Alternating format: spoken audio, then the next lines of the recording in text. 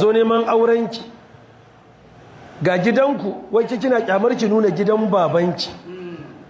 sai ki tafi gidan makwabta ki nuna saboda su gidan akwai tiles akwai interlock akwai karena wan ƙarya akwai wacce ita yanzu waye tafa kyamar fito da ita take cikin jama'a in aka kira ta sau dubu sai ka ce algunguma ce ta nuku-nuku ita ta fi karfin ta rike wannan wayar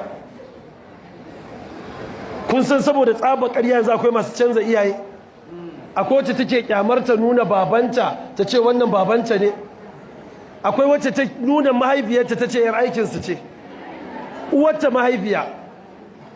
inna lillahi annabi Muhammad